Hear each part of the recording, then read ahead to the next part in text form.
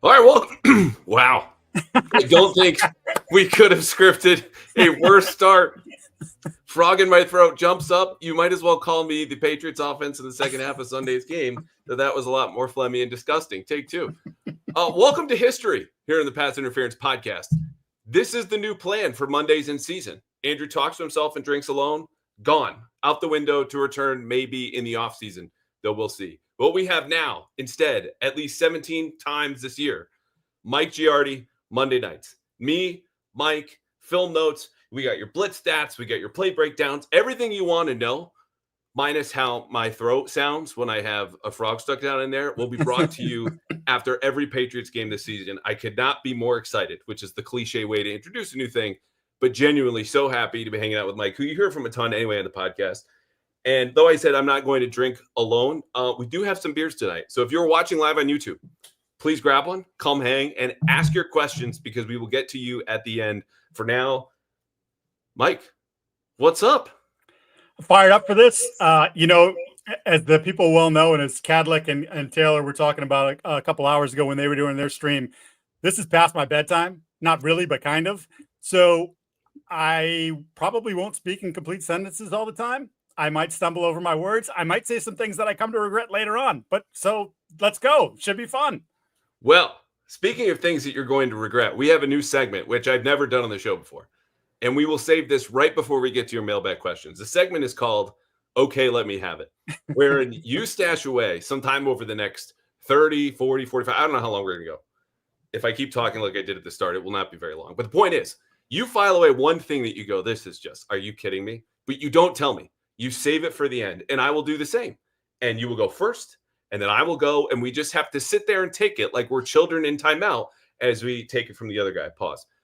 Anyway, if you have not yet, subscribe to the Patriots Press Pass channel on YouTube. Subscribe to my YouTube channel @_ Andrew Callahan, where you'll find every episode of the Pats Interference podcast, brought to you by the kinetic, kempt, and kid-friendly CLNS Media Network. Okay, this is how we're going to start all of the film breakdowns. A very simple question. Why did they win or why did they lose? So to me, I think there's a lot of reasons why they lost this game. But if you really want to boil it down to something simple that happened on the field, their quarterback made more plays when it mattered than yours did. And then there was a subset of that about the coaching. And did they outcoach you, or at points when the chips were on the table, when the money was on the table, did they have something better for you than you had for them? And I think that was certainly the case with Chip Kelly offensively, catching them in some situations where they blitzed, they took advantage of it. And then vice versa. It just seemed like what the Patriots wanted to do, which I know we're going to get to offensively, they couldn't do nearly consistently enough, if at all. Just bring up that second half. I just have to pour my beer here. Shout out to Barreled Souls. Yeah, crack that open. Barreled Souls Brewing. This is out of Maine. This is courtesy of my brother-in-law. It's a double IPA, which means now I'm definitely on the clock because I will be asleep with you in about 30 minutes. I agree. Yeah. And Lamplighter, by the way. Aspen Glow, Amber Ale, delightful. Very good. So the Patriots lead 10-7 at halftime. And the reason I bring this up is because I was not down there today, but Doug was there, and I think you were too. If not, say nothing. Mike Vrabel is discussing, and now his day after press conferences, which are going to be in person at Gillette Stadium, why the Patriots just gave up on the run in the second half. He goes, well, we weren't really doing anything with it. They averaged 3.3 yards per carry. And the reason that they lost, in my opinion, is exactly what you said. You had a lot of pressure flip back onto the Patriots in the second half, where you could go, oh, they couldn't run the ball, and that was an issue. Sure, it was an issue. It was also an issue for Vegas, which had a 74% pass rate in the first half. And you go, oh, that's inflated a little bit. They went 2 minutes. They got another drill. Fine. Take away all of those. They still would have had a pass rate of about 65%. So that was an offense that also was not running the ball and throwing the ball around a lot. What happened was, though, when the Patriots blitzed the Raiders in the first half, aside from that first touchdown, which I will forever remember Terrell Williams thinking, dropping Christian Barber and Milton Williams into coverage on 3rd and 11. Geno Smith goes over the top. But after that, okay, they had allowed 10 yards on 8 first half blitzes. Okay, that's it. 10 yards on 8 first half blitzes. Okay, this was great. In the second half, that flipped. The Raiders had several explosive plays. They had a 77% success rate against the blitz. Meanwhile, you have Drake Maye when you talk about quarterback play, because this really just came down to the main characters. Okay. He was 4 of 8 for 41 yards in a pick, around 3 sacks in the second half when he was under duress. The Raiders did not blitz as much as I thought they did in the second half upon review. But when you talk about that dynamic of pressure, the plan was let's get ahead, disrupt Geno, get the guy who threw 15 picks last year. Okay, you got one in the first half. Well, the only guy who threw a pick in the second half was your guy, and that was mostly why he lost. Yeah, I can't argue. I think we knew that they wanted to be aggressive, and right, we had no data on Terrell Williams, defensive coordinator, right? Never done this in the National Football League before in a real game. And so they talked about being violent all offseason and in the summer. They talked about being aggressive. They want to penetrate. They want to get up the field. So you knew that there was going to be this sort of, he might have a little bit of wild card in him, but you don't want to live in the blitz as much as they did. And I think some of this goes to what we're going to talk about, or at least what I'm going to talk about when we get to the defense as a sort of I thought was a key point in the game. Yeah, and this is not to dump on Terrell Williams. Like, look, you held them to 20 points. A lot of that blitzing did a lot of good. And I said after the touchdown, when the Patriots blitzed 8 times and allowed 10 yards, that's not right. That includes the 26 yards in the touchdown they gave up because of all of the yards they got pushed backwards on sacks. The net of all of that came out again to 10 yards on 8 first half blitzes. They were creative. I am all for a blitz design that has me going, whoa, in real time in the press box. But the issue was, of course, as you continue to do this, Geno Smith, as he did last year in the same building, adjusted, was better. The coaching was better, and as was the quarterback play. Let me rattle these off before we get to the Patriots' plan on offense, because as we credit Chip Kelly for adjusting, as you will in a little bit, Josh McDaniels couldn't really find any answers in the second half. But here are these critical areas. Shout out Bill Connolly. He's a college football writer who works for ESPN. I found him when I covered college years ago, and he was at, I think, SB Nation. Said these football boils down to 5 factors, and here they are. Turnovers. Patriots and Raiders each had 1. Okay? Even. Explosive play rate. Patriots 5.9%. The Raiders were 16.2. Huge jump. Success rate, Patriots were 41%, Raiders 43%. Again, that's a wash. Red zone efficiency, how well you finish drives. Patriots 1 of 3, Raiders 1 of 1. And defensive pressure rate, the Patriots got more pressure, and you'll find different numbers, right? Like your numbers are probably different from mine. Mine are different from PFF, which are different from Next Gen Stats, which rely on a lot of GPS tracking, but not a lot of nuance. The point is, they're even across the board pretty much, except for the explosive plays, which where the Raiders hurt them the most in that second half. 30 yards, 28 yards, 38 yards to get that touchdown, and then a field goal and another field goal. So, all right, that all covered. What were the Patriots' plans on offense? I think their plans were to take something off of Drake Maye a little bit in this game. Run, be balanced, utilize Trevion Henderson as a weapon, not only in the running game, but in the passing game. And I think there were attempts to do that. One problem. Well, there were multiple problems. A big problem was the Raiders heard and saw all the hype, watched it on tape, said this guy is fast, this guy is dangerous. Also happened to have a guy in the building, their offensive coordinator, who just so happened to be Trevion Henderson's offensive coordinator last year. Chip Kelly said, this dude's nasty. Don't let him beat you. And they made sure when he was on the field, they had an eyeball on him, right? Like, you're not doubling a running back. You're not doing those sorts of things. But it was like, just make sure you have eyes on this player, because when he comes on the field, we feel like they're going to try to funnel him the football. And they did a phenomenal job of keeping him in front of them, especially in the pass game. The screen game for the Patriots was just abhorrent, just not good, god awful. And that also caused some problems. So I think that was a big thing. And then when I'm talking about the run game, Andrew, you went back and watched the game again. We both started last night and you finished this morning. And they weren't moving anybody. No. And it wasn't as if, in my rewatch, that I'm saying, oh, the Raiders have 7-8 guys in the box. They're just, like, you're not going to run. You're not going to run. Wasn't that. They just did a really good job, especially on the interior offensive line, especially on rookie Jared Wilson, of like getting up and underneath him, sort of uprooting the play to start. And I think I counted one run where I didn't like what the running back did. It was the the toss play to Stevenson, where he cut inside of Mac Hollins' block, and it just was bad vision there. But like in general, as I'm watching it over and hitting rewind, I'm like, nah, he pretty much got what was there. It just wasn't much there. They didn't move people. And if you're not going to move people against that defense, which I think if you look at their defensive tackles in particular, Adam Butler's a really nice pass rusher, and he gave Jared Wilson fits in the second half, but Adam Butler's not some like stout defensive tackle, but they could not run the football. And I think you mentioned it, like Vrabel's like, they weren't our best plays. So eventually you just said, the hell with it. We're wasting our time.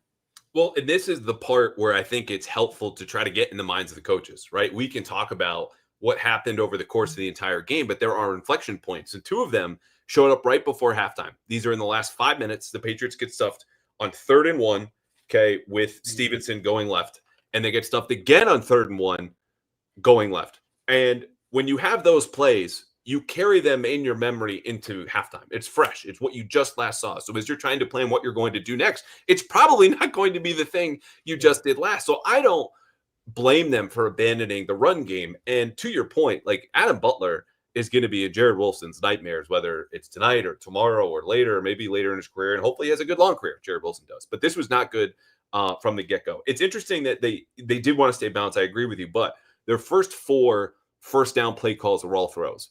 So this to me was also, let's get Drake Maye some low-hanging fruit, some easy access throws, some basic coverages where they're probably in single high. We'll have the seams going off of play action, something in the flat. And he had 2 scrambles in his first 3 dropbacks. The play under pressure, the jitters, whatever's going on, also kind of threw this up, even though they got down for a touchdown in that second series, which we also saw in the preseason. So this is some stuff that even McDaniels anticipated, and you still have to work around. Yeah, and it was a topic of conversation, right, throughout the preseason. Like certain people like harping on the idea, like, how do you get? And he's kind of like, I get it, but like, this is just who I am. It's how I've always been. And I think I used the reference. There were games where Brady, I'm not comparing Tom Brady to Drake Maye, but Tom Brady, the greatest quarterback of his generation, probably of all time, right, would come out and he would just be so amped up because he used to get so locked in, and like the juices would be flowing. He's headbutting dudes, as we know. And like he might take the first 2 throws and put him in the 3rd row of the stands. And like, when I was working at NBC, Tom Curran and I'd be like, it's one of those games with Tom where you got to settle him down. And I think that Josh's idea to get him some easy throws was the right thing. But even as you mentioned, like that first drive, first play, the first pass play, he's got Stephon Diggs right in front of him. It's the linebacker is trailing him, but like this, again, just lead him a little bit. You're not worried about it. He looks at it, he passes it up, and he runs away, and in running to the right, he also took Ramondre Stevenson, who had leaked out of the play as well. And it was just like, okay, fine, one play, get into it. And then, of course, the 3rd down throw to Pop where, it's 30 yards over his head. Like he just, the mechanics were terrible on that play. There was no need for the mechanics to be terrible on that play. And they've got to figure out a way to calm him down and get him into the game flow very quickly because you can't give up possessions like that. So, like I mentioned, they scored a touchdown in the second series. When you look at that drive, just as we described the Raiders in the second half, feasting mostly on explosive plays, that was that whole series. You had 27 yards to Hunter Henry on a wheel route.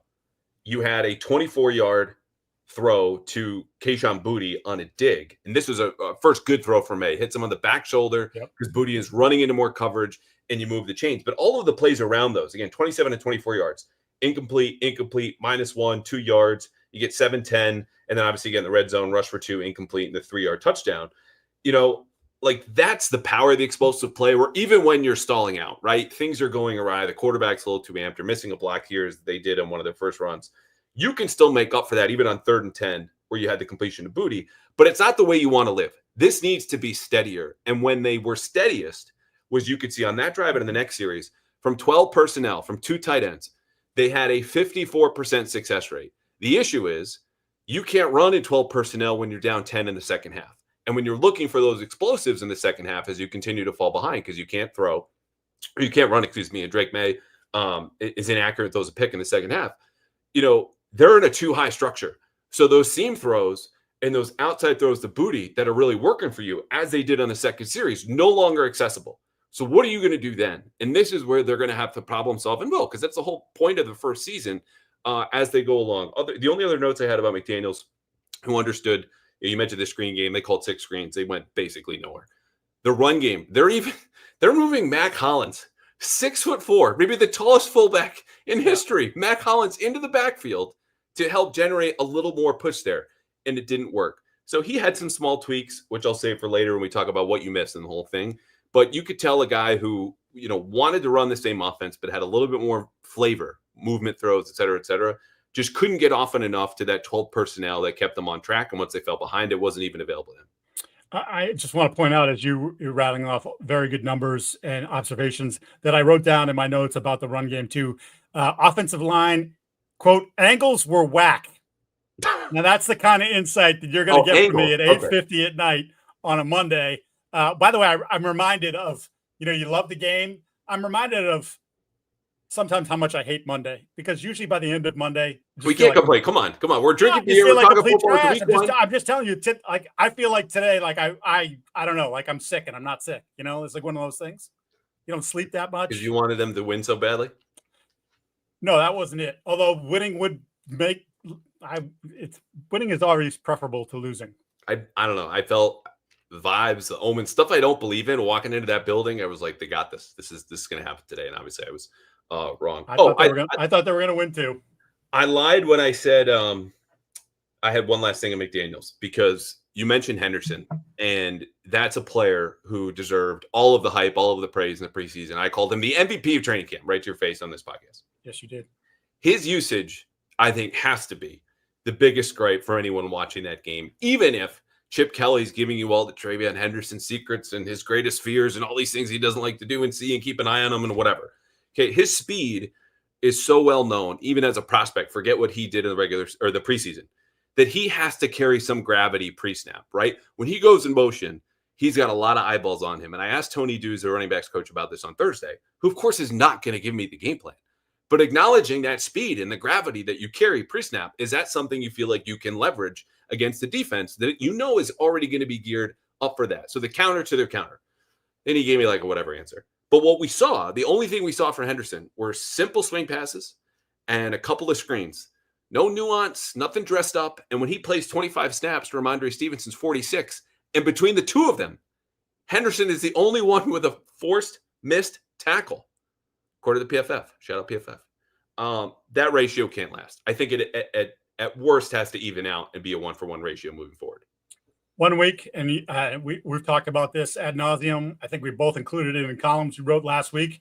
You can never look at what the first week of the season, right, and make these grand judgments, because if you did, last year's Patriots team was going to the Super Bowl. They were going to be the toughest team, physical. Ramondre was going to rush for 2,000 yards, the whole thing.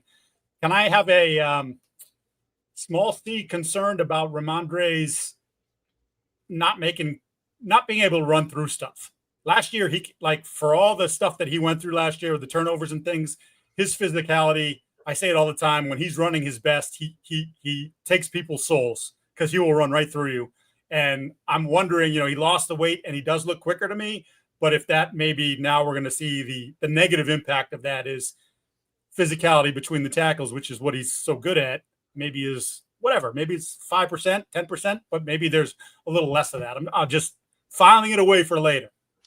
Yeah, not as much burst for a guy who lost some weight. And look, Ramondre was on the show last week. So when I tell you, we're going to speak our minds and tell you what we see. That's a guy I'm friendly with, been on the show. We had a good time. And right now I'd be like, I know he had more yards after contact, 17 against shout out PFF, than he did total, 15, meaning he's getting hit as he did last year in Cincinnati. Behind the line of scrimmage is still moving forward. But it's just, you're asking, what are you going to hang your hat on? How does this guy win? What skill does he leverage against the defense to put them in spots they don't want to be? Right now, that list is longer for Travion Henderson than it is for Ramondre Stevens. By the way, shout out to the thousands of people watching right now. We appreciate you hanging out, YouTube, X, wherever you might be. If you have questions, we will get to them at the end, right after our segment.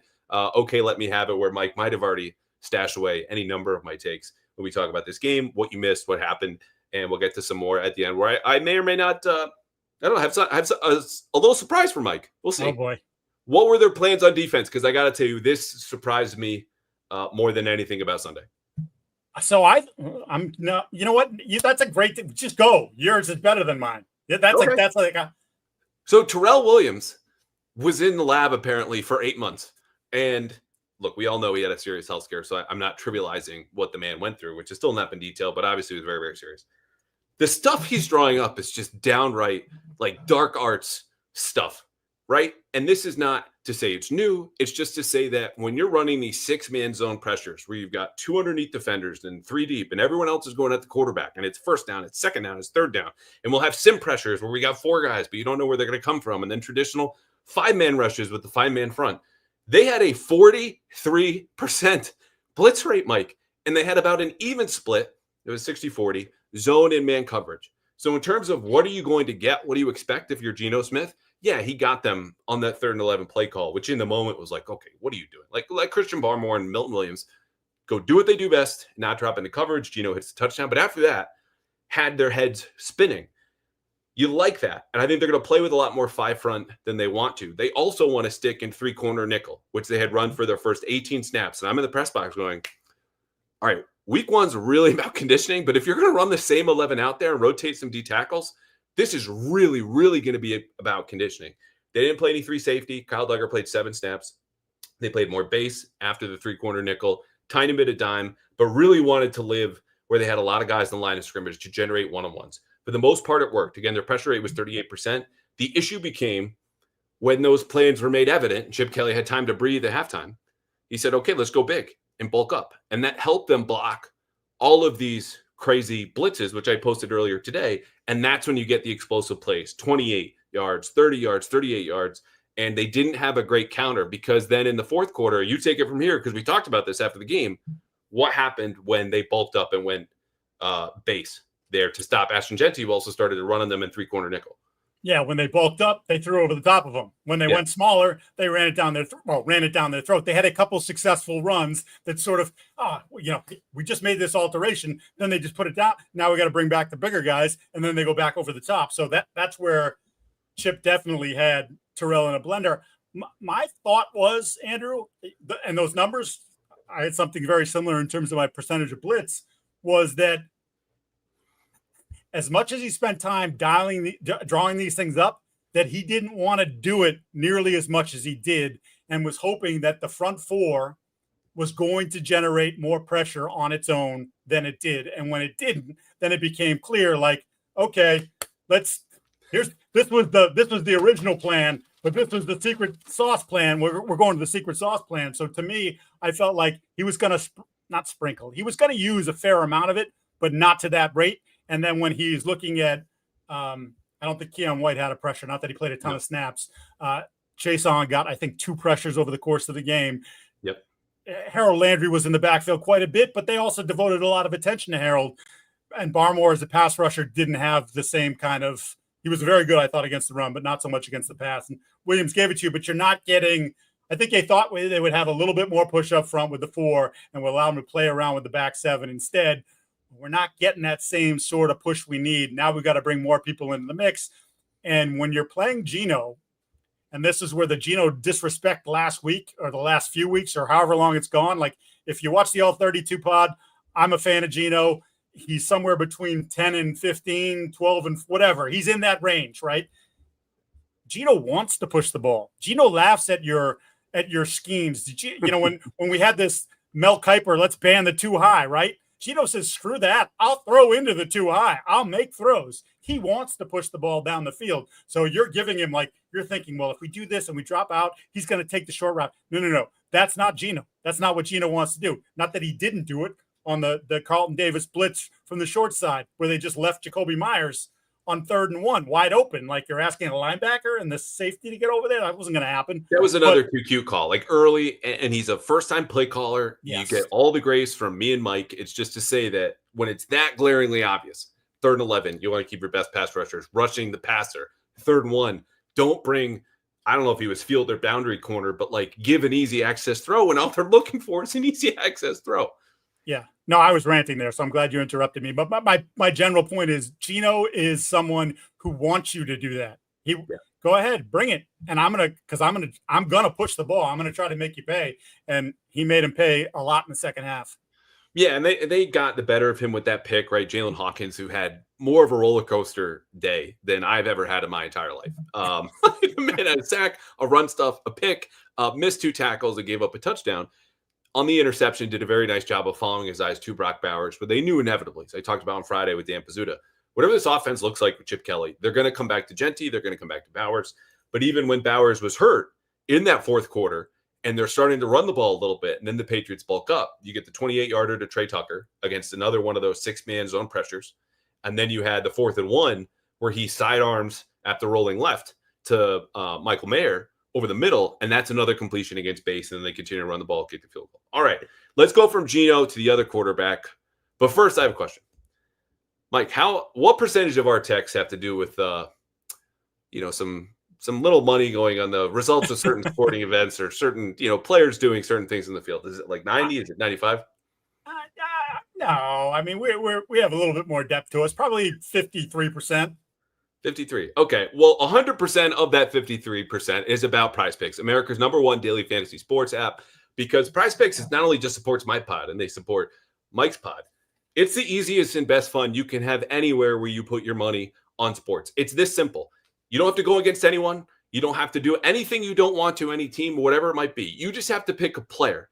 They will give you the players, and they'll give you an accompanying stat. You could even sometimes fiddle with the stat to change the number to go from higher or lower. But wherever that number goes, you just have to pick more or less. It could be yards. It could be touchdowns. It could be home runs. It could be points when we get to basketball. Whatever it is right now, you should jump in with football because we are giving you all of these numbers, and you can put them to good use, test your money, and see if you can win over at PrizePicks. You build a lineup of 2 to 6 players exactly with those stats, all more or less. Boom. That's it. Mike and I have done this for years. For us, it spices up a late night Celtics game when they're up by 30. What do you think is going to happen? Or the Sox? We'll see how the season goes. But either way, I'm going to have fun, and I'll probably win at home with PrizePicks. So download the app today. Use code CLNS for $50, 50 in lineups after you play your first $5 lineup. That's code CLNS, the name of this podcast network, to get $50 in lineups after you play your first $5 lineup. PrizePicks, it's good to be right. All right. Drake Maye, 30 of 46, 287 yards, touchdown, a pick. He was accurate 72% of the time, according to PFF, with his throws. Eye test would put that a little bit lower, but not a whole lot. Under pressure, I gave the numbers earlier. Second half, he was 4 of 8, 41 yards, a pick, and 3 sacks. In the first half, it was 0 of 3 with 1 sack. That tells you he dealt with a lot more pressure in the second half, and it did not go well. Aside from the pressure piece, which to me was the biggest part of this game for him, what did you see from Drake? I was concerned a little bit with his inaccuracy. And it's when you're playing at this level, and for people that follow this and know, and have listened to Brady talk about it for years, but all these guys, like, you're trying to allow your receiver to become a ball carrier immediately. So that means putting it on the wrong hip it's a complete pass, but it's the wrong hip, and you don't get the yards after catch. I'll give you a perfect example. The little rollout to the right down by the goal line. He has Austin Hooper coming across the formation. Hooper's wide open. Put it right on him. Probably scores. Probably. Instead, the ball's on the back hip. He kind of has to slow down to make the catch. Struggles to turn his body. He stopped 4 yards short. I believe they scored a touchdown on that drive anyway. So Point is, it didn't matter in that series. But, like, those are little things. I counted 5 throws that he had on the wrong hip. That matters to me. He obviously threw a bunch of balls high. And in general, I have my poor play pass decision. I had 13 out of the 46 throws that I counted as less than optimal. So whether that's the mechanical thing, whether, again, that's just some of the accuracy stuff that you're still waiting for him to be super fine with, that stood out to me. And I think the other thing that stood out to me, Andrew, is it felt like there's too much going on in Drake Maye's brain as he tries to process all the stuff that he's got put in his head since Josh McDaniels and Mike Vrabel took over. Protect yourself. Look at some of the quick slides, which are good. Protect yourself, but looked a little less athletic than you would expect someone with this athleticism to look. And then some of the decision making, just let it go, take the profit. No, not sure. I think his instinct is to extend plays and to make something bigger happen. And I don't think that that's how they want him to play very often. And so to me, there's a little bit of a battle. It's the good devil, the angel and the devil, right? One on each shoulder. Who are you going to listen to? I don't think it is. I'm not sounding the panic, pressing a panic button, sounding the alarm or anything, but I do think it's something to monitor going forward, where you've got to figure out what's the best way to get the very best out of this quarterback who who likes to play from shotgun, who wants to push the ball down the field. Like, how can we do that and yet do it within the structure of how Mike and Josh want to play? So I have a number of things. Number one, you said this earlier in the show, and it deserves repeating because this is the entire context for any week one analysis in the NFL. This is the equivalent of extrapolating results from week one and saying this is how the season's going to go. Okay, if you're doing this, you were doing this after 9 games in a Major League Baseball season. You were doing this after 5 games in an NBA season. Think how silly you would feel in early November watching the NBA or late April watching baseball if you just said, this guy sucks, this team blows, I'm done, it's over, move on to the offseason. You feel like an idiot. Okay. And as someone who's done that with the Red Sox, maybe after a giant trade and wrote a whole column about it, Rage wrote very, very publicly that this season was over.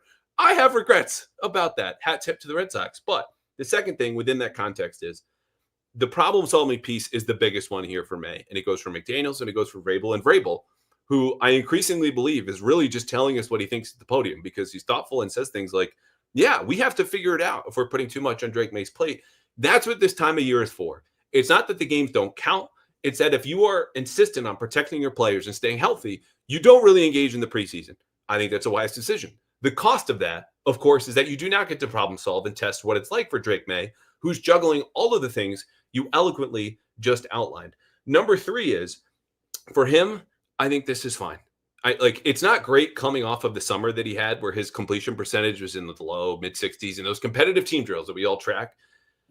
And if you do want to worry, if you want to ignore all the advice that I just laid out for a reason to be concerned about Drake Maye, it's not that he threw 10 passes behind the line of scrimmage, or it's not that he threw a pick or he took 4 sacks or whatever. It's that a quarterback who has played now behind a bad pass protecting offensive line for 2 straight years, going on 3, and just turned 23 years old, it is hazardous to that development, let alone the health, for him to continue to do this. And at some point, those habits become ingrained. I'm not saying it's happening. I'm not expecting it to happen. I'm a Drake Maye believer, front of the hype train as we are slowing down the tracks. But that to me is something that has to be at the forefront of their mind, because that again is where he fell apart in the second half. And if you're going to criticize him just in the Sunday or worry about the future, it's about his play under pressure and how often the Patriots put him in. Yeah, I can't argue with it. I just, if you go back and rewatch the game, as people do, nowadays, especially with all the different streaming services that are available to you, you can go back to it on the NFL.com page. It's like you can see the feet going sometimes. And you're like, dude, you haven't, it was early. You haven't been hit yet. They got to figure out a way, going back to what I said at the very beginning, got to find a way to settle him down and make him play calmer. I mean, I don't think he's ever going to be sitting back there Drew Brees style. I don't think that's the kind of quarterback he is. That's not the kind of quarterback you want him to be. But there's got to be a middle ground there for the Patriots and for Drake Maye. So let's do some good, because this was, again, not all terrible. It's just to say, just like the Patriots going into halftime. Oh, we just got stuffed on 3rd and 1. We tried to run the ball. That happened twice. Why do we want to run the ball again? We just watched the second half when Drake Maye didn't feel good. What I did like, the intermediate throws, 10 of 15 for 153 yards and an interception. Some of these were deep curls to Kahan Booty. Some of them were backside digs. Others were design seam throws. This is where he's going to live when they start to ramp up the play action under Josh McDaniels. And the play action was at just under 21%, which is cool. It's fine. It's a lot better than last year when they were second worst in the whole league play action rate with Alex Van Pelt. But I like that he's operating in the area where I know he's best, and McDaniels is going to steer him anyway. He did have some answers against the blitz. The numbers were not good against the blitz in the second half. He only had 1 completion for a first down, but I did see him sorting out some sort of problems and making appropriate checks. And so if they continue to do that and he gets some options in the run game, like literal options, as McDaniels gave him, I think, 3 runs, that's a chance to fully weaponize his skill set. It just might be a whole lot right now. Not to mention facing a defense that's very familiar with Josh McDaniels, more familiar than any defense in the entire league. Yeah. So there are good things to take out of here, obviously, from Drake. It's just the big picture stuff is what you look at after a game like that. Yeah, and the hard thing is because of the draft status and just the expectations that were foisted upon this team, especially when the schedule came out and everybody raced to the thing. This is a 10 win. This is an 11. This is a 12. They could win 13 games. It was like, dude, they were the worst team in the league last year. The worst team. They won a game at the end of the season that cost them the number 1 pick, but they were the worst football team. And they've gotten their roster better. They've gotten a professional coaching staff that seems to have a very good idea of how they want to play football. Like, these are all good things. I just could never get aboard that sort of train of like, this thing could go crazy, because now you're talking about, for him, 4 different offensive coordinators in 4 years, going back to North Carolina, 2 years in North Carolina, back and forth, different coordinators. Coordinator last year with Alex. Now, Josh, that's a lot for a 23-year-old quarterback who didn't play a ton of football in college to absorb and think like, oh, he's going to come out of the gates in September after, limited preseason work, and he's just going to be like, oh, this, like, I've been in this offense my whole life. No, it's going to take a while. I've always felt like, just big picture, they were going to be a better second half team than the first half team, because I think it's going to take a little while for this to come together. Rookies, the whole thing. So to me, not panicked about it, not worried, just like little things that you kind of file away, and we'll see what it looks like in a month, 2 months, 3 months, and where he progresses.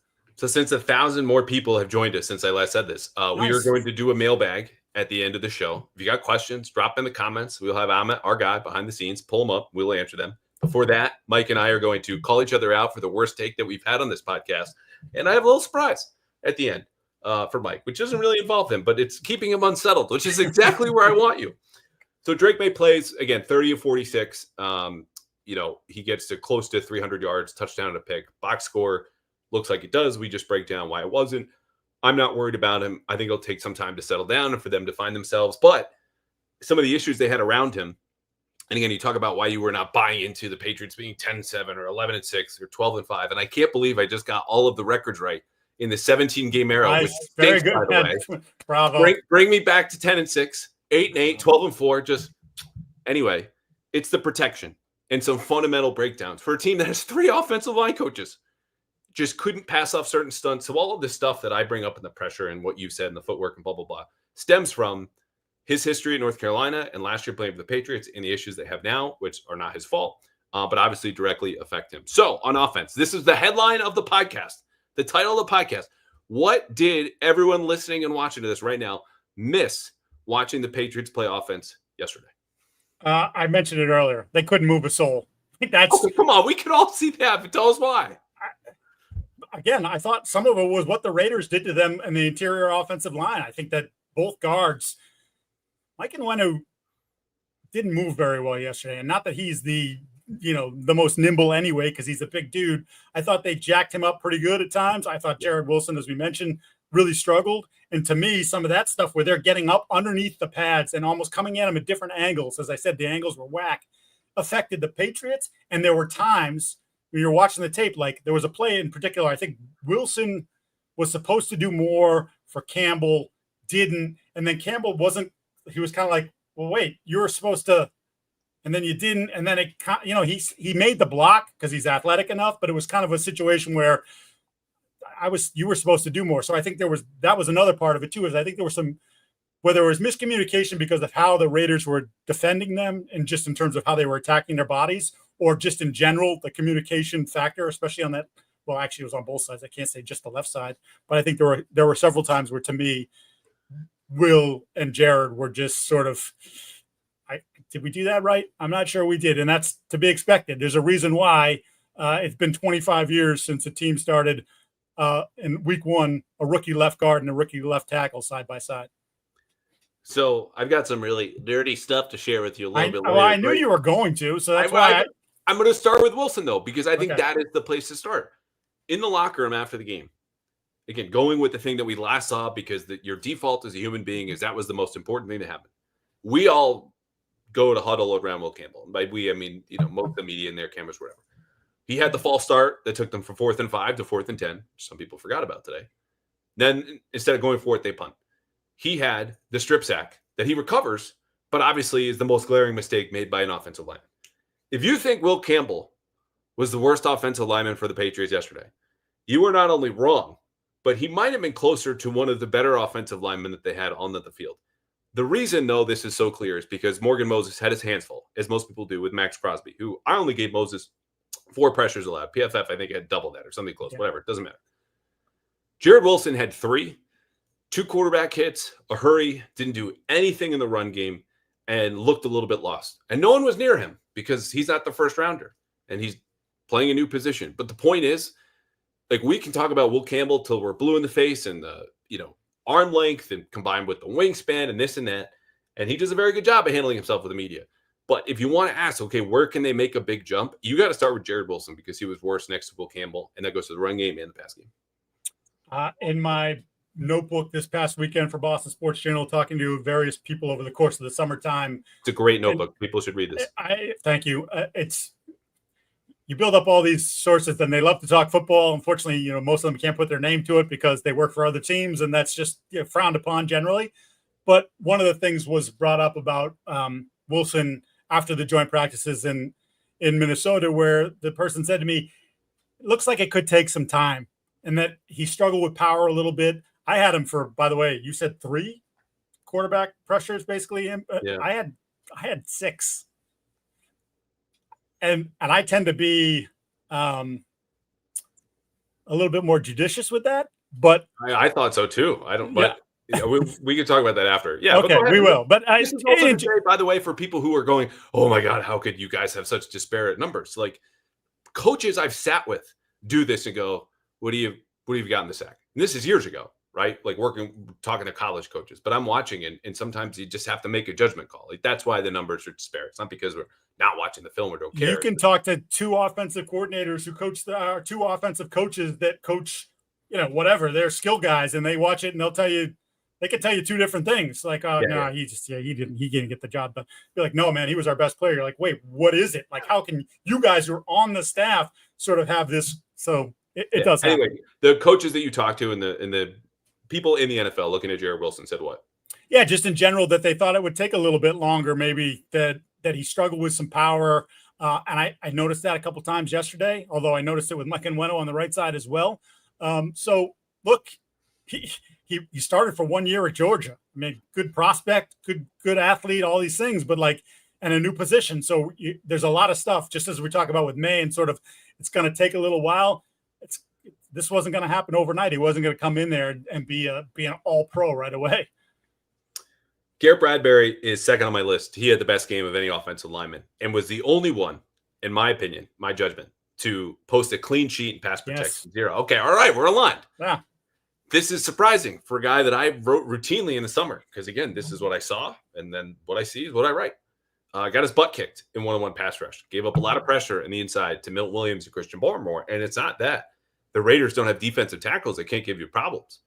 Adam Butler had Jared Wilson in the blender, and Garrett Bradbury's better. But the point is, I had him down for one run stuff, and you look at him and go, okay, this might work, right? Because if he's giving up 2 or fewer pressures a week, this is a huge improvement from Bradbury last year, and he is an above-average athlete and run blocker for his position. Whether or not that's true every Sunday, obviously, who knows? But that's something that I did not realize watching this from the press box, and definitely found out going ahead. What else did we miss? Are you still talking about offense? Yep. I only got a couple more. They're smaller things, and one's so far in the weeds. It's like you step on it, and you're not even going to realize what you did.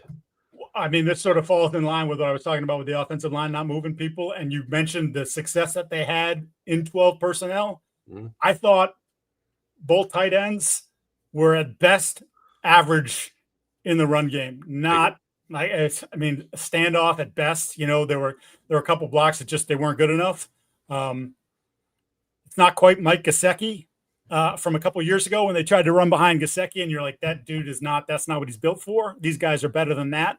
But they didn't get much movement there. So to me, just another thing you look at when you look at the overall failure of the running game, you just don't put it on the 5 guys in front, or, Ramondre is a whipping boy. You can't just put it on Ramondre. As I mentioned, I thought there was only one bad, cut he made in the entire, the 7 carries he had. So they need better from those 2 guys.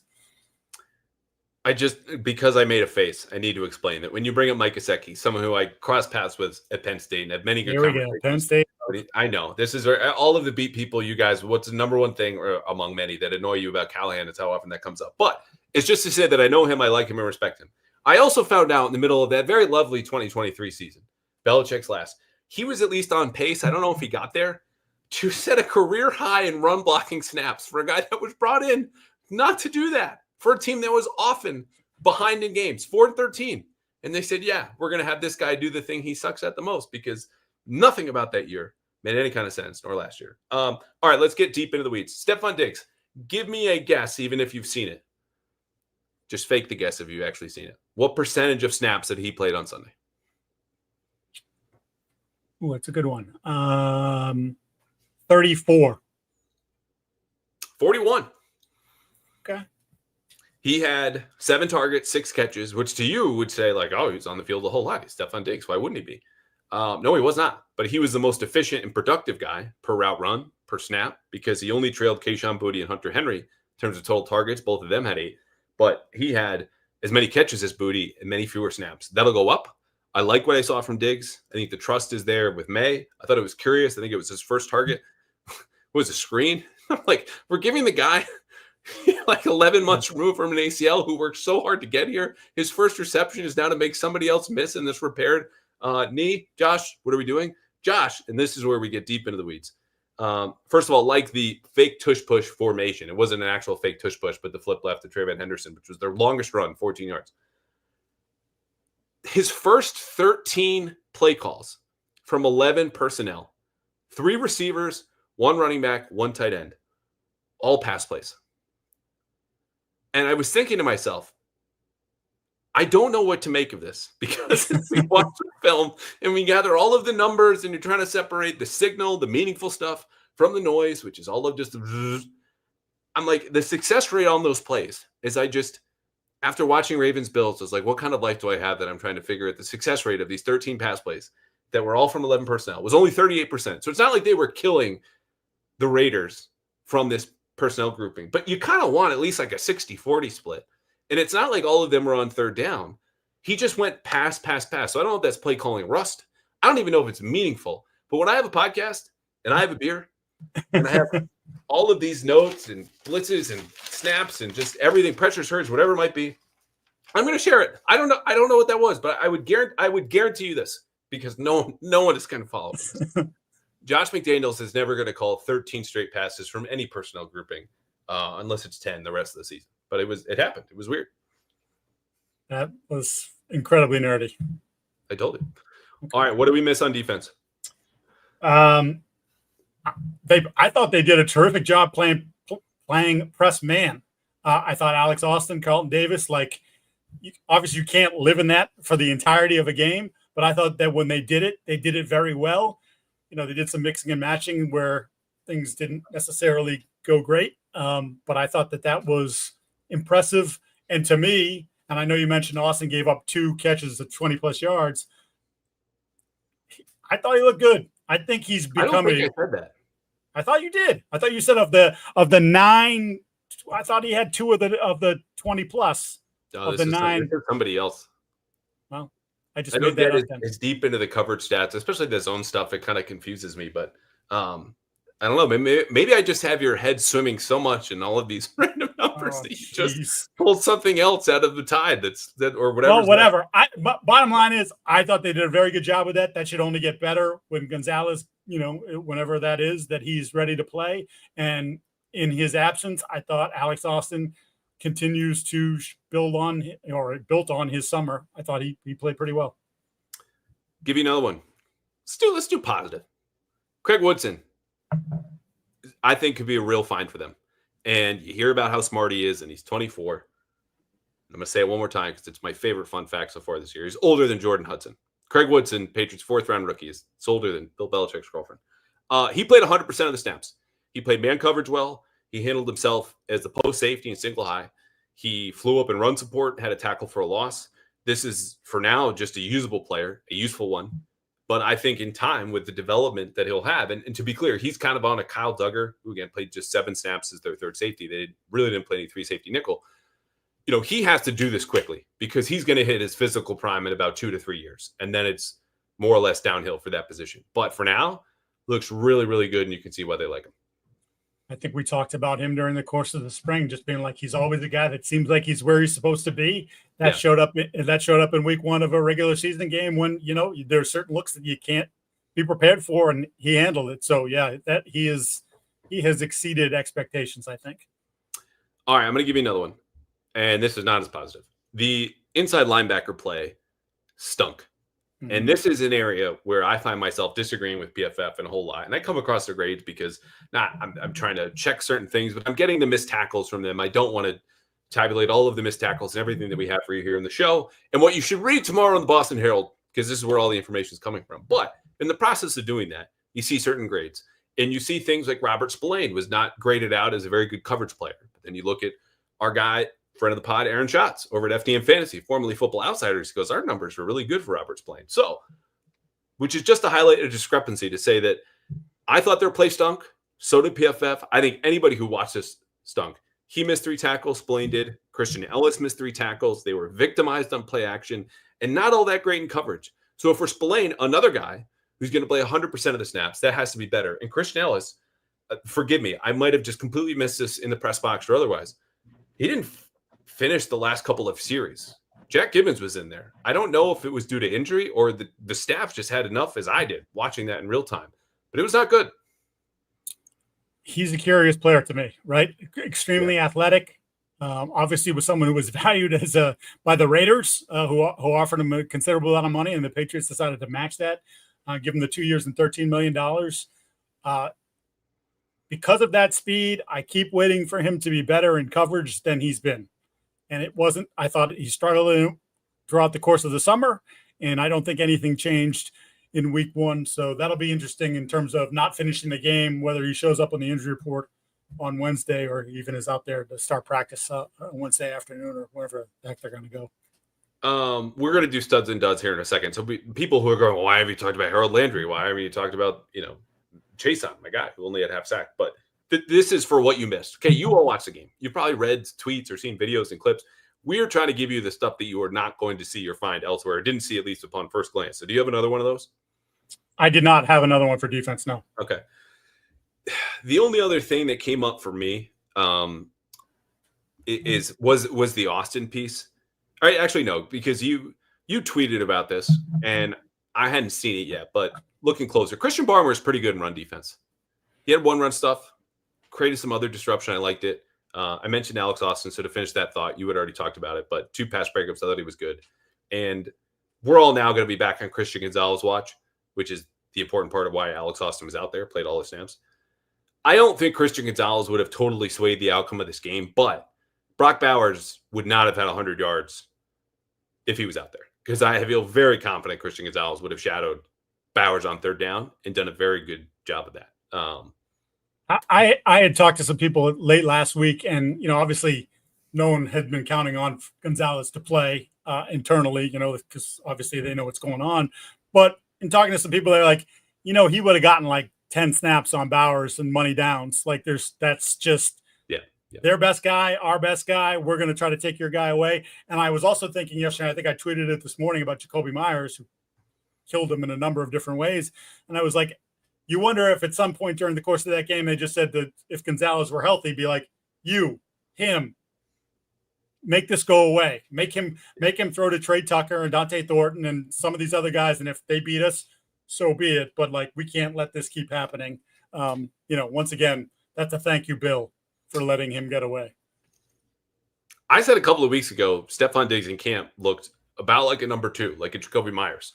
And they played different defenses, and Stephon Diggs didn't play as many snaps as Jacoby Myers. But I feel kind of vindicated for people who might have been upset and missed the fine print, which said I think Diggs will be better as the season goes on. And you're obviously betting on that upside, but you want to do the 1-for-1 comparison. We saw it yesterday. Interesting though, by the way, that you mentioned that you liked him, and I was okay with Diggs' performance. A lot of national people were not vibing him this morning. A lot of people who are what I would call tape nerds were like, ooh, why? Why did they do this? Why are they playing? Can you name drop or cite some sources here? Mike Renner. Okay. And I believe Nate Tice jumped on that as well. I retweeted it and said Ari Diggs, and I got my this will shock you. My mentions exploded. You're an idiot. You hate Diggs. I'm like, I just retweeted a guy about Diggs. I didn't say anything. He had 6 catches. This is his first game back. I'm like, you guys suck. Just reading is fundamental, people. I just retweeted something. I retweet good stuff. I retweet your bad stuff. Time for Swig. Look, he'll be better. Nate Tice, though, interestingly, going to be on the podcast later this week to preview Pat's Dolphins. So I will now very much ask him about that. And if you have not subscribed yet, the YouTube channel, Patriots Press Pass, or @_Andrew Callahan, all the Pass Interference podcast episodes are right there. Please do so. We will have everything you want to see now and for the rest of the season, including Mike Giardi Mondays on the show. Let's do these really rapid fire because then I need to get to leftover thoughts.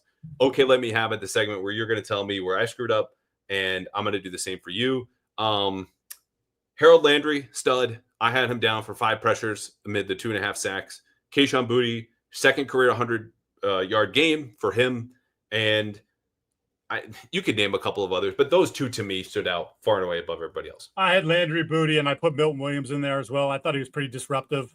I had him for 5 pressures. I think PFF had him for 6 or 7. Milton Williams? Yeah. Did you not have him for that many? I had him for 3, maybe 4. And it's for me, just so people know, this is not to justify anything. It's like I count a pressure as, okay, you not only win the rep, but you are affecting the quarterback physically, or you can see some sort of effect for the quarterback. And those where you get the real close calls where, like, your 3 or my 3 could be your 6 if you just get close. So I look at it as, you mentioned affecting, moving the guy off his spot. And I also think, to me, there's a body language thing that goes into this because you see someone like Gino who's pretty poised back there, and every once in a while, when someone's then you start to see like whatever things start moving that weren't moving before, and to me that's a pressure. You're impacting him. He sees you. He knows you're there, and he realizes, okay, the time is now. I either get the hell out of here or I got to throw the football. Yeah, duds.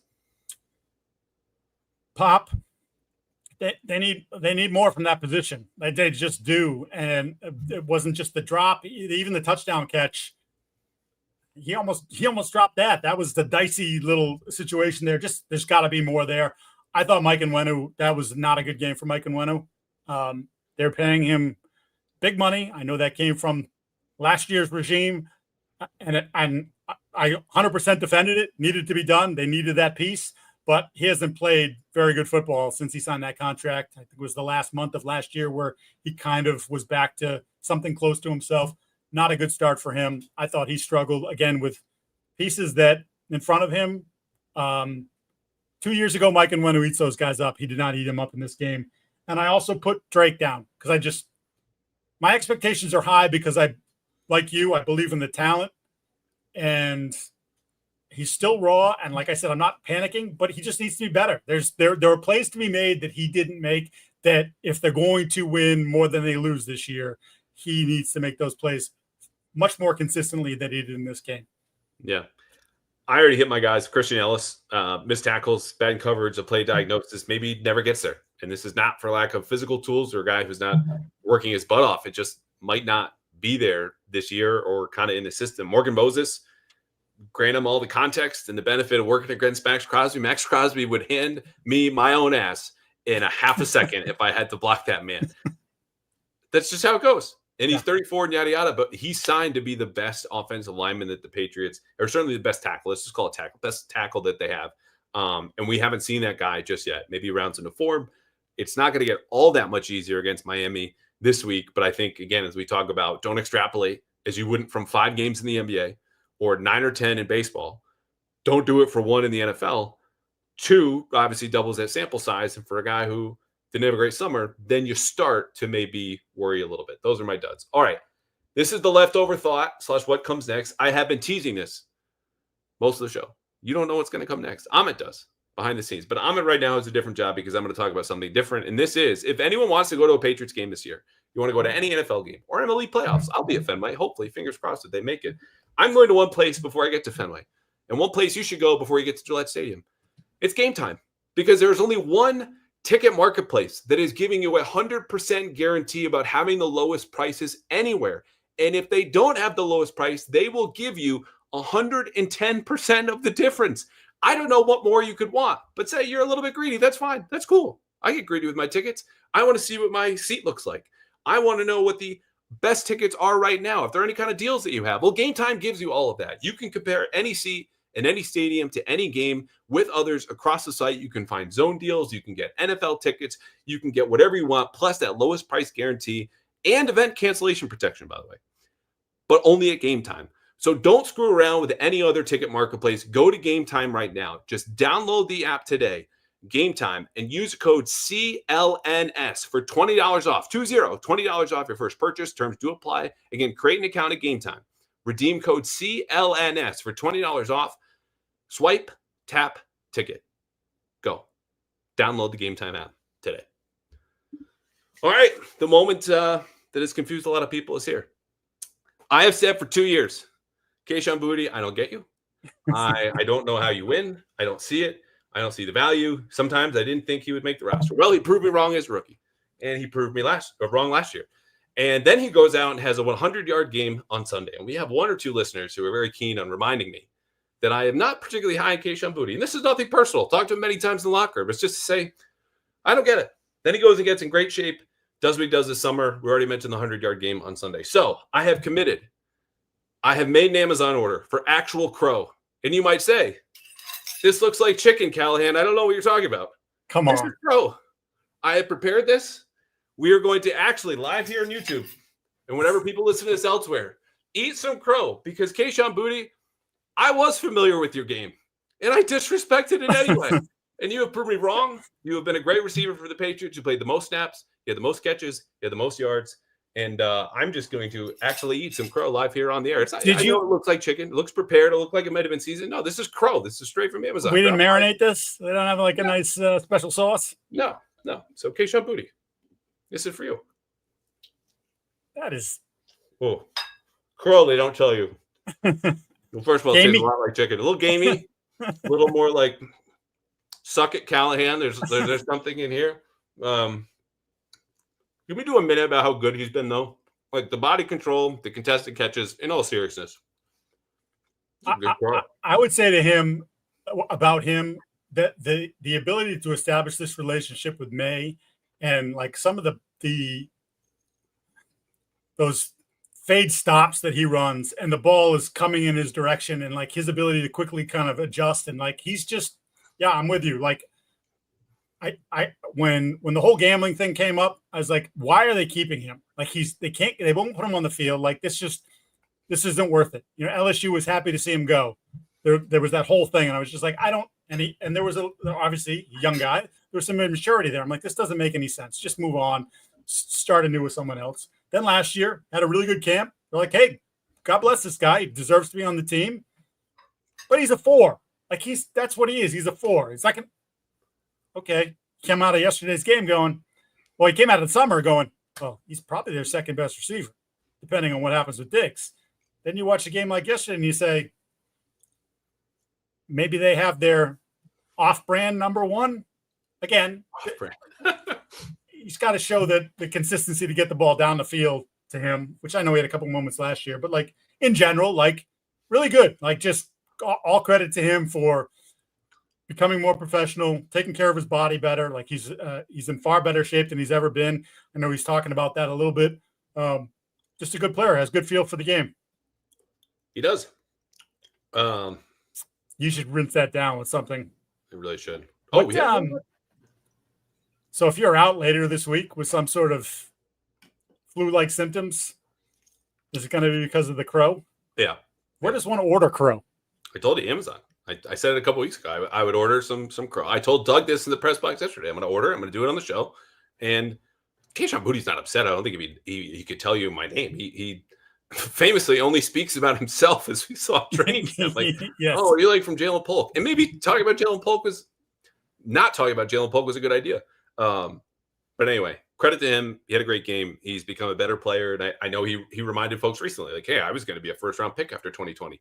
And my line was, I had hair in 2020. I was like 20 pounds lighter in 2020. I don't care what anyone did in 2020. That was so long ago in a very different time in history. You got to show me something new. And he certainly has. He's in better shape, unlike your boy here. So that was my leftover thought from today. Do you have any leftover thoughts before we get to the world famous now? Okay, let me have it. So all I was going to say is post-game Vrabel, and then again Vrabel this morning, both radio and in person, talking to his team, as you mentioned, through the media. And I'm going to call it a challenge, but definitely like, hey, okay, we let things snowball on us a little bit on Sunday. And if we're going to be something, that can happen. Talking about body language, talking about energy, these sorts of things.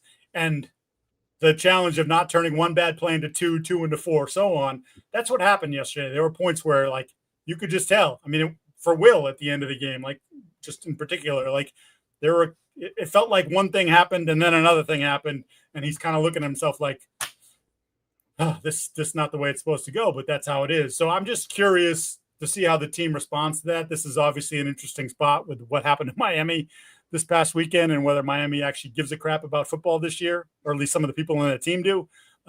We'll find out Sunday, because this is a prime place of, if you want the season to matter, if you're Miami, you show up on Sunday. And if you don't really care, or if you're going to turtle at the first sign of adversity, then the Patriots better come out of the bus and just be ready to go, because they could bury that team.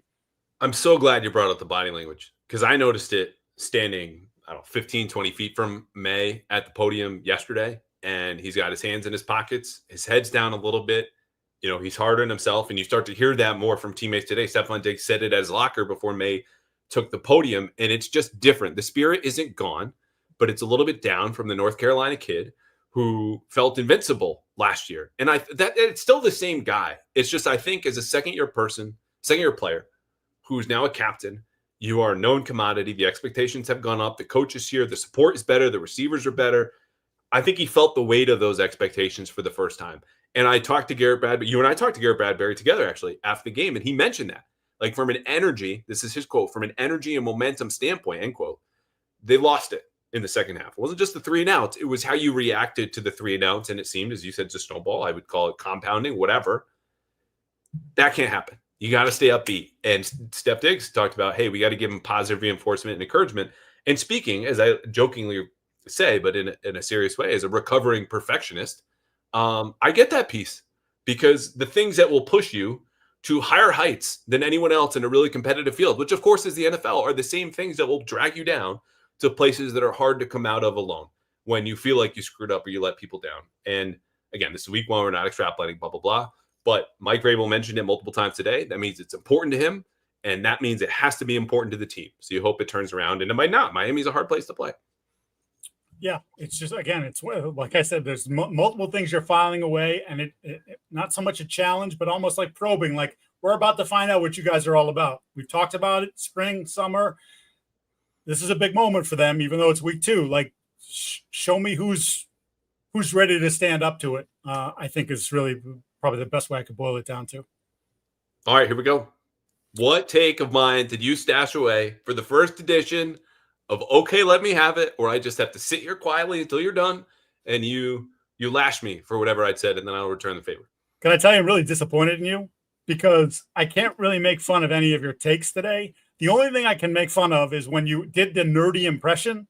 It's about 15 minutes ago, maybe, when you're like, I think it's been a whole hour plus. Yeah. I'm like, you didn't need to do that, because it's already right there for the people to see, So that would be the one thing that I'd bang the drum for today. Wow, that wasn't hard at all. Okay. You can go ahead, let me have it. You can have this. Of all the stats I dropped today, of all the information, of all of the takes, of all of the football gold that I give you, you cite and credit me for something I did not say over the last hour, 10 minutes. Alex, I'll go back. I swear you said it. I swear you said it. No, you don't get to talk during Okay, Let Me Have It. You gave it to me. Now I give it back to you. I didn't say anything about Alex Austin. I said about explosive plays, and the Patriots gave him up. And here you are, proudly, confidently citing a stat that I can't even verify or vouch for. I thought Alex Austin played well. If you had asked me if he gave up 2 long receptions, I could be wrong. I probably would say no. But, apparently someone said that, and it stuck in your brain more than anything else that I said during the show. And you pull it out like a display. Like, if you were pulling off of the refrigerator a picture your kid had drawn for you, and we're like, oh, this is so great. What a great job you did on this. And they go, that's the neighbor's. That's not mine. That's not my macaroni smeared with glue that I put around and called it an elephant. Come on. Neighbor's kids did like me. I was, good neighbor. Can I say? All right. It's time almost for you to go to bed. Amit, our producer here, still hanging out after over an hour. I think he's going to go to the club. I don't know what he's doing after this, but I know he doesn't want to spend more time with us. So let's get to a couple of mailbag questions. I asked people throughout the show, if you got questions, drop them in there. Amit, I don't know if you can work some magic, if you can pull in from the comments. If not, Mike will surely make some stuff up because this is what he's been doing for parts of the show. Okay. Here we go. Matt Ryan. This is the first time we're ever seeing any of these questions. Would the Patriots have any interest in a player like Luke Musgrave? I feel they need talent depth at tight end, and Tucker Kraft has emerged as tight end number 1 in Green Bay. I mean, I would certainly have interest in Luke Musgrave. Liked him coming out. Hasn't quite, as you mentioned, Kraft has emerged, but Musgrave's been a decent player for them. So I don't know why that team would move off a player like that. But sure, if he was available, absolutely. That's a position that flatlined in the offseason, right? Hunter's a nice player. Hooper's a nice second tight end. They don't have a third. They brought in a bunch of different guys. There's a few people on the practice squad, whatever, but like nothing emerged this summer for that spot. And certainly that would be, I think, an issue or an area that they should look into in the offseason. Like, hey, what do we need to do? Well, we could probably use a tight end going forward, if not for next year, for the year after. I'm sure they have interest. I can't report this. If I'm right, is that the kid they drafted at Oregon State? Yes. Okay. So with the recent draft picks, there's actually going to be a little bit more of an attachment from that front office. We all understand the dynamic between Elliott Wolf and Green Bay and the history there and blah, blah, blah. I will say this, though. I have been asking the Patriots to find a new third tight end for weeks because their current third tight end, Jack Westover, another super nice guy. No personal problems with any of these guys. Played 2 snaps, and they were at fullback on Sunday. Okay. And when he wasn't playing fullback, Matt Collins was playing fullback for the same number of times for this offense. So, yes, I think this should have been done a long time ago. He would be a candidate. I don't think, though, the Packers, who were officially all in with the Micah Parsons trade, are in a position to desire or even think about giving up a player who can help them right now. So that's that. All right, Amit, I don't know how dirty I'm doing it right now to pull up another one, but look at him. Oh, my man's all over. He's got this. All right, Ryan M. Hey guys, quick question. Okay, so Giardi and I both had one beer. Ryan has maybe had one or two. We're just missing a comment. It threw me off a couple. Why not do what Buffalo does with Josh Allen? Just run QB power to let him get hit one of the first plays to calm him down and then get into the offense. Can I just tell you, Ryan, having covered Buffalo a number of times at the NFL Network and sort of at one point being embedded with them, that Josh Allen is a massive human being. And I don't just mean from a height, weight. I mean just he's built different than Drake is. 2 years from now, could Drake be 240 something? Probably, if he wanted to. But then still have the same athleticism he has now. I don't know. Josh is just a different sort of breed. Like Josh as a physical specimen is more like Cam Newton than most, with that power. I mean, that dude actually relishes running through people and tends to live to get up and tell about it, so I don't know. I would not do that to Drake Maye at this point. I was unkind to Ryan with that setup, but I just want to say, look, I think the intent is good. It's just a matter of how do you get those jitters out? Like if you sub out QB power with, some zone read concepts or it's bugging me now. It wasn't quite power read, but it was close. They were in a pony package and, Drake had a couple of reads involved. Anyway, you do some of that stuff where he could at least have the risk of getting hit. Sure. But QB power where it's just kind of downhill and it's you need to be as big as Josh Allen to withstand that over and over again. And that's what this would be calling for. So Josh Allen also is just an unprecedented player in NFL history, not only from a size standpoint, but just his success and trajectory. So I think the comp that, we all keep in mind is for Drake Maye is more of a Justin Herbert, even though he's 2 inches shorter, with a Josh Allen mindset, if that makes sense. But you wouldn't want Justin Herbert running QB power over and over again, just for the sake of, hey, calm down. Like, I don't know, take some CBD, like first drive, just hang out, man. How about if you how about something simple, like literally just roll him out. It's a half field read, 2 receivers. If it's not there, tuck it and run. You can control, where the bodies are coming from. You can control it. You don't have to take a massive hit, but just sort of like, hey, you're in the game now. All right, let's settle the leap down and, do what we're supposed to do. Yeah. All right, let's do a few more and we'll go quicker for these. Thank you to everyone for joining us. This got up close to 5,000 today. This has been awesome. Matthew Ryan. We got a Matt Ryan and a Matthew Ryan. Is Pop the answer long-term? or should he be moved for another position of need and work Williams and Efton Chisholm in more? Pop had such a good summer, and I'm not one who believes that he has great feel, but I thought he was better this summer. And then yesterday happened, and I watched it again, and I go, maybe it's when it speeds up that he doesn't slow down in that regard. I'm not willing to push him to the side after one game, but there does need to be more from that position. Josh wants more from that position. So yeah, he's got to be better. He's got to be more impactful. I'm going to say no. I don't think he's the answer long term. And I say this, I don't know why I feel the need or compelled to kind of defend some of the media takes and things like that. I think if you listen to the show, if you've listened to it for a while, followed my work, none of this is ever personal. Okay. Nothing. Zero. Not even with Belichick. Pop's been on the show, I think, 3 times. Okay. But when you try to build out what's going to happen, he's someone who's had multiple concussions. Someone who you talk about the feel is part of an issue. And when you get in the game setting for whatever reason, it's not as productive as it was when you're running 7-on-7s or you're in camp. And there's a good player there. But when they draft Efton Chisholm as their developmental receiver number 6, like, he's got enough of a shot to be the future that it's hard to bet on Pop. And then there's the fact that you might just sign someone in free agency or draft another guy to fill that role. So I would say the odds are against it. But I don't think you're going to get much value now for a guy who has a very specific fit in an offense, and probably not just within, like, he plays a slot, but within certain offenses, right? He's not going to be in San Francisco digging out guys and coming down and crack toss and blocking and really, like, he gives a good amount of effort, but he's just a small dude. So no, I don't think he's there. I don't think you get much. Maybe this is an offseason thing. He's still your most dynamic guy after the catch, and he's been really good. Wasn't good Sunday, but we're not extrapolating. So those are my thoughts. Let's do 2 more. Sounds fair. Mike Larry.